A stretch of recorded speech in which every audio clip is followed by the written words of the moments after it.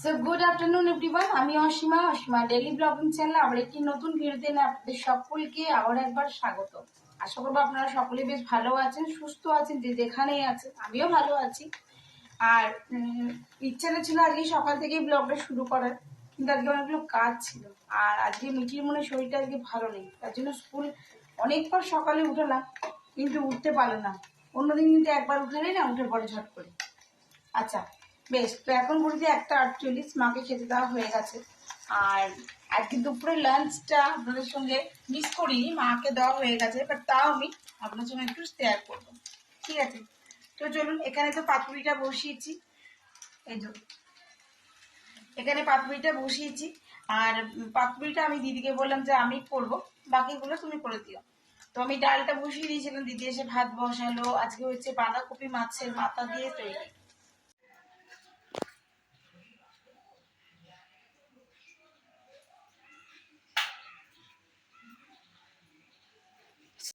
So hello বন্ধুরা, এটা যেটা দেখছো তোমরা, তোমরা অনেক রকমের পাতুরি খেয়েছো, বাট আজকে আমি এটা যেটা করছি সেটা হলো কাতলা পাতুরি।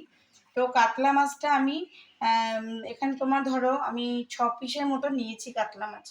আর আমি এখানে সর্ষে, পোস্ত, কাঁচা লঙ্কা বেটে নিয়েছি মিক্সিতে দিয়ে। এটা আমি অনেকক্ষণ ধরে সর্ষে, পোস্ত আর কাঁচা লঙ্কা দিয়ে বেটে আর কাঁচা সরিষার তেল দিয়ে অনেকক্ষণ ধরে ম্যারিনেট করে প্রায় আধ ঘন্টার বেশি আমি কিন্তু এটা রেখেছিলাম, ঠিক আছে?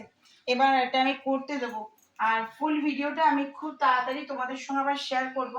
আজকে করব মনে করেছিলাম, বাট করে উঠতে পারলাম না। তো চলো দেখায় আমি কিভাবে পাতুরিটা করছি। মানে এখানে তো ম্যারিনেট করে রেখে দিয়েছি, আর এখানে বলেই দিলাম। আর আমি এটা সর্ষে তোমার নুন হলুদ মাখিয়ে যেহেতু রেখে দিয়েছিলাম, তো আমি এরকম একটা পিস তুলে নিয়ে এই মিডিল অংশে দিয়ে দিলাম। ব্যাটারটা অবশ্যই এর মধ্যে ভালো করে মাখিয়ে দিয়ে দেবো।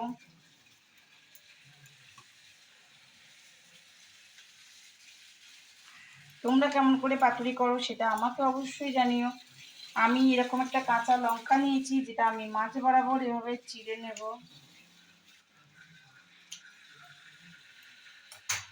এই দেখো এভাবে চিড়ে নিয়েছি, এইভাবে দিয়ে দিলাম।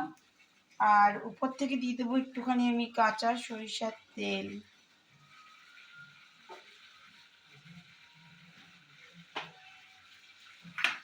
দিয়ে এটাকে খুব ভালো করে এভাবে র্যাপ করে দিতে হবে, যাতে বেরিয়ে না যায়। যদিও বেরাবার কোনো রাস্তাই ওর থাকবে না। দেখো আমি এভাবে মুড়ে দেবো। আর তার আগে আমি পাতাটা খুব ভালো করে সেঁকে নিয়েছি।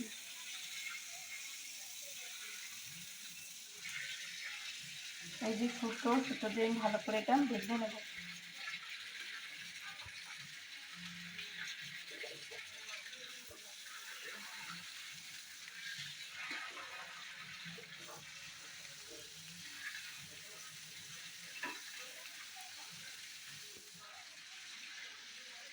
তো দেখতেই পেলে আমি কিভাবে এটা মুড়লাম।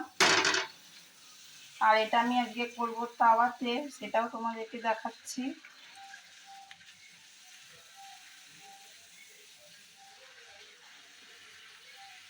খুব ভালো করে তোমরাও মুড়ে নিও। যেটা মুড়ে দিয়েছি,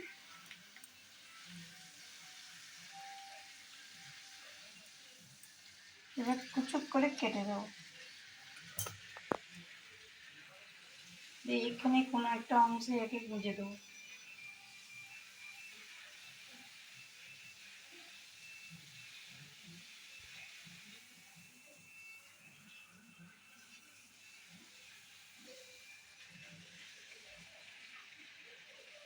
দেখো একটা রেডি হয়ে গেল।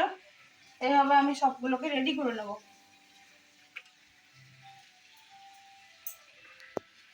নিয়ে নিয়েছি, আবারও একটা মাছ নিয়ে নেব। আমি চেয়েছিলাম, মাছওয়ালাকে বলেছিলাম মাছগুলো এরকম লম্বা লম্বা করে পিস করো। দাদা কয়েকটা লম্বা করলো, বাকিগুলো বেঢপ করে দিল। তো যাই হোক, এক বললাম আর এক করে দিল।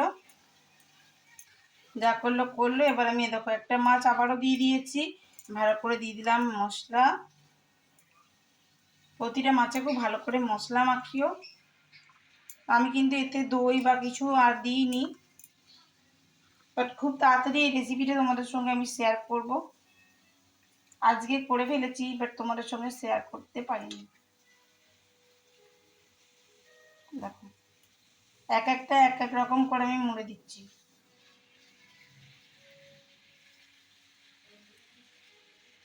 হুম,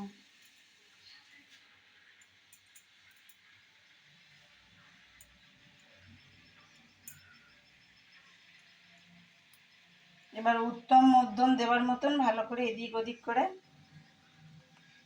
সুতো ভালো করে ঘোরাও।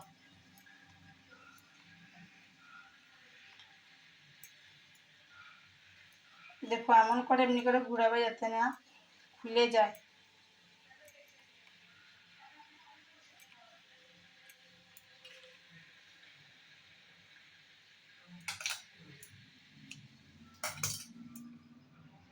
আবারও কুচুক করে কেটে দিয়েছি, মাছ বরাবর বার করার চেষ্টা করছি, পারবো কিনা জানি না। এই দেখো বার করেছি।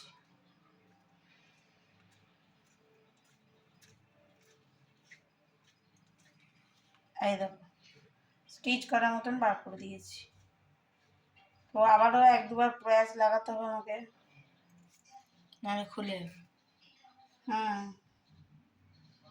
খুলে গেলে কিন্তু ভিতরে মাল মেটেরিয়াল বেরিয়ে চলে আসবে।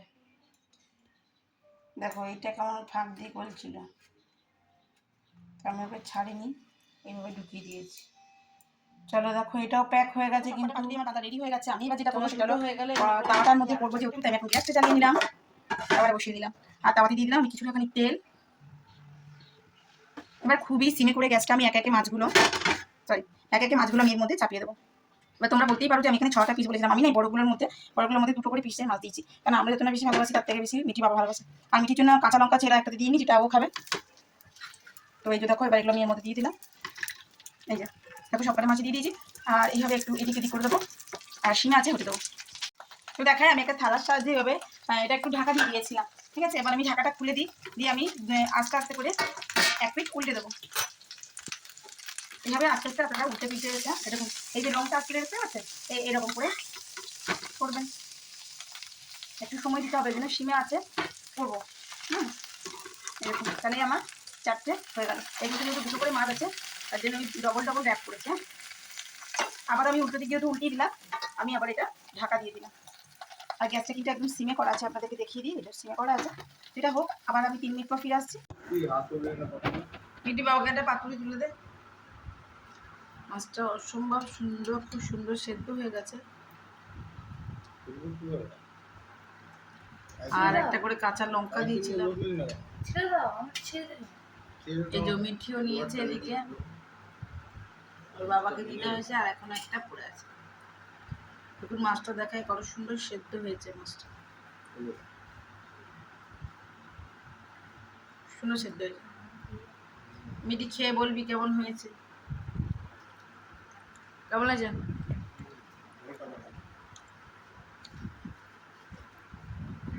একটু সরছে বলে মিটি একটু ঝাঁঝ লাগছে, কত সুন্দর সেদ্ধ হয়ে গেছে মাছটা, তাও তাওয়ার মধ্যে। খাও। সো গুড ইভিনিং, শুভ সন্ধ্যা বন্ধুরা। দেখতেই পাচ্ছ আমি একটা বৈষ্ণোদেবীর মন্দিরে সন্ধ্যেবেলায় চলে এসেছি। আর এই মন্দিরটা আমাদের এখানে শ্রীনগর পল্লীতে অবস্থিত। আর এখানে মা বৈষ্ণোদেবীর মূর্তিতে মা দুর্গা রূপে রয়েছেন। তো আমি এসেছিলাম মা সন্তোষী মার পুজোর জন্য, সেটা জানতে যে এখানে সেই পুজোটার ব্যবস্থা করলে করা যাবে কি না, সেটা কিছু জানার জন্যই আমি এখানে এসেছিলাম। তো যখন আমি এলাম দেখলাম যে বললো ওনারা যে এখানে এখন সন্ধ্যা আরতি হবে। তো চলুন আপনাদের সঙ্গে মন্দিরটা একটু ঘুরিয়ে দেখায়, সঙ্গে সন্ধ্যা আরতিটা মায়ের আপনারাও একটু দর্শন করুন আর দেখতে থাকুন আমার ব্লগের মাধ্যমে। আশা করব আজকের ব্লগটি আপনাদেরকে বেশ ভালো লাগবে। আর এই সন্ধ্যা আরতির সঙ্গে আমার আজকের ব্লগটিও আমি শেষ করব। অবশ্যই ভালো থাকবেন, সুস্থ থাকবেন। আবার একটি নতুন ভিডিওতে আপনাদের সঙ্গে দেখা হচ্ছে, ততক্ষণের জন্য বিদায়।